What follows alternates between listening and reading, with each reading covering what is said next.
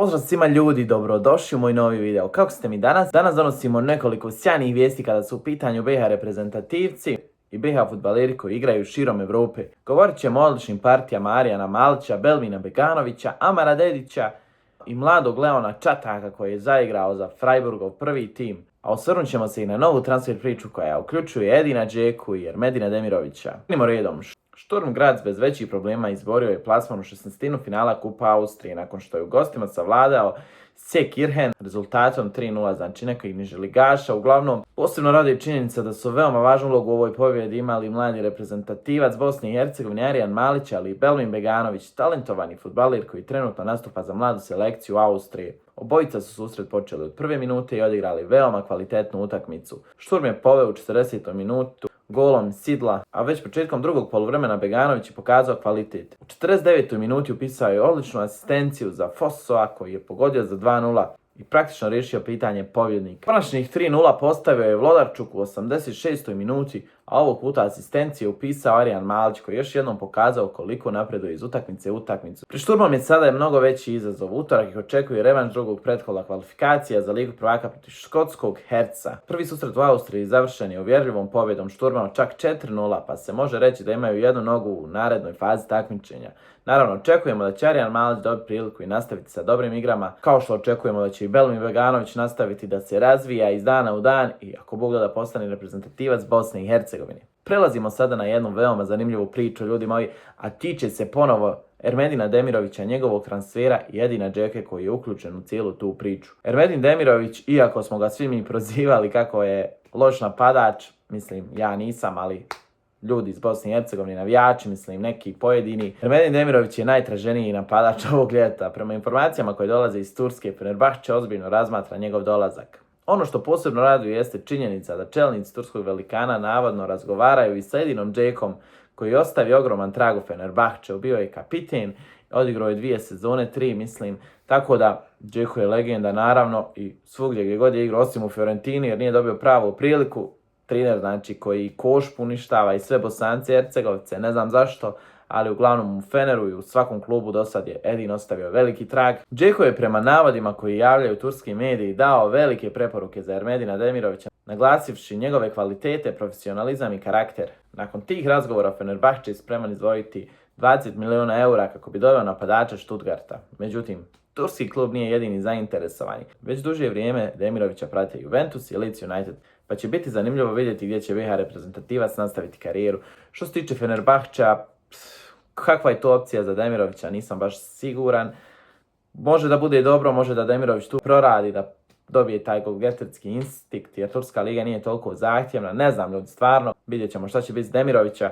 Naravno, tu su još, kao što sam rekao, Juventus, koji je već duže vremena zainteresovan za njegove usluge, koji ne mogu da nađu, ima tu Vlahovića, ali ne mogu da nađu pravog napadača, koji će im donijeti neki iskorak, znači zadnjih par sezona su nanizali dosta loših rezultata. I Leeds United, znači Muharemović najbolji drug, Ermedina Demirović je igrao u Leeds Unitedu. Vjerujem da bi Muharemović mogao imati tu i nekog uticaja, da nagovori Demirovića da potpiše za Leeds United. A sada selimo u Portugal. Benfica je u prijateljskoj utakmicu savladala Belenenses s rezultatom 5:1. Na svoje prve minute u dresu portugalskog velikana ove sezone upisao je Amar Dedić. BiH reprezentativac je igrao poluvrijeme i odmah pokazao zbog čega ga je Benfica dovela. U 37. minuti sjajno je probio po desnoj strani, izborio je 11-terac u rezultatu 1:1. Sjajan realizator bio je Ivanović koji je Benfici donio novo vodstvo. Do kraja susreta portugalski velikan postigao još nekoliko golova i upisao uvjerljivu pobjedu. Podsjetimo, Dedić nije nastupio u prvom europskom susretu protiv St. Galena jer se tek nedavno priključio ekipi nakon nastupa sa reprezentacijom Bosne i Hercegovine na svjetskom prvenstvu. Benfica je taj prvi duel izgubila rezultatom 2:1 pa će narednog četvrtka u Lisabonu pokušati preokrenuti ukupni rezultat i izboriti prolaz dalje. Očekuje se da bi Amar Dedić u tom susretu mogao imati veoma značajniju ulogu. Međutim, Amar Dedić nije samo u centru pažnje zbog dobrih partija u dresu Benfike, već i zbog sve glasnijih priča o njegovom eventualnom transferu. Sjajni reprezentativac Bosne i Hercegovine iza sebe ima veoma dobru sezonu u Benfici.